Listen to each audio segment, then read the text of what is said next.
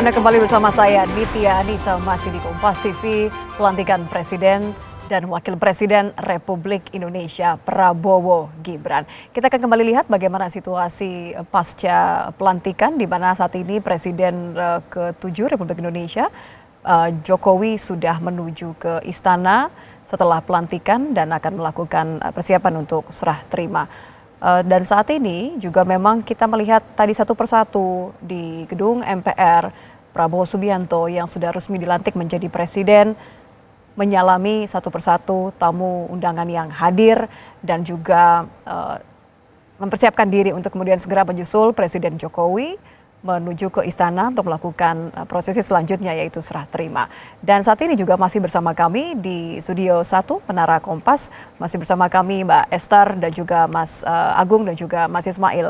Kita ingin kembali membahas satu persatu. Kalau tadi sudah bicara mengenai sosok seorang Presiden Prabowo Subianto, inikah yang kemudian terlihat sebagai jati diri sesungguhnya? Inikah kemudian kesan yang akan kita lihat dari presiden yang akan memimpin negara Republik Indonesia 5 tahun ke depan? Saya mau mulai mungkin dari Mas Agung dulu kali ya. Iya, tadi saya menyambung soal solidarity makers dan itu relevan dengan bidang beliau yang lama berpungkus lumus di militer ya Mbak. Jadi kita tahu di militer itu sistem komando, satu arah, satu tujuan, dan itu mulai tampak ketika ada bootcamp ya, di Hambalang gitu. 2 hari pembekalan, pembicaranya dari luar, bagus-bagus seperti itu.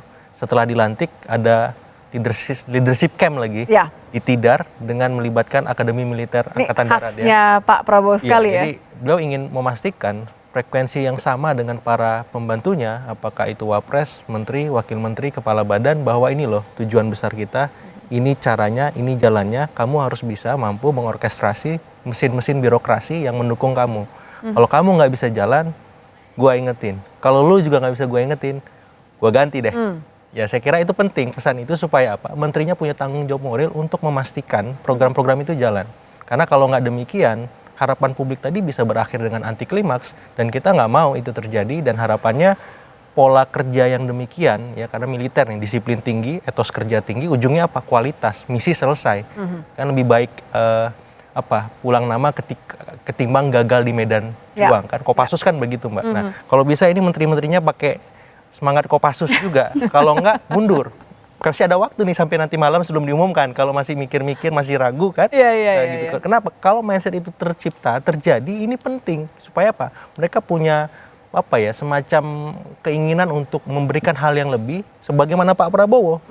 Setelah 15 tahun berjuang baru menang Pilpres, ini kan luar biasa nih. Kalau nggak mental baja nih mental apa? Dan ini perjalanan kalau kita lihat ya, tidak hanya sekedar perjalanan menuju dari gedung MPR menuju ke istana, tapi ini semacam citra perjalanan, kesan perjalanan Pak Prabowo juga berjuang dalam segala konteks yang diberikan oleh Pak Prabowo. Begitu ya. Ini kita lihat bahwa Pak Prabowo setelah dilantik di gedung MPR akan menuju ke istana untuk serah terima. Tadi Presiden ke-7 Republik Indonesia Joko Widodo sudah berangkat terlebih dahulu, dan Pak Prabowo menaiki mobil Maung Garuda RI1 yang disiapkan memang khusus untuk Prabowo Subianto. Sebelumnya tadi juga dengan mobil terpisah, Gibran Rakabuming Raka juga sudah menuju ke istana mengikuti iring-iringan untuk melakukan prosesi berikutnya serah terima.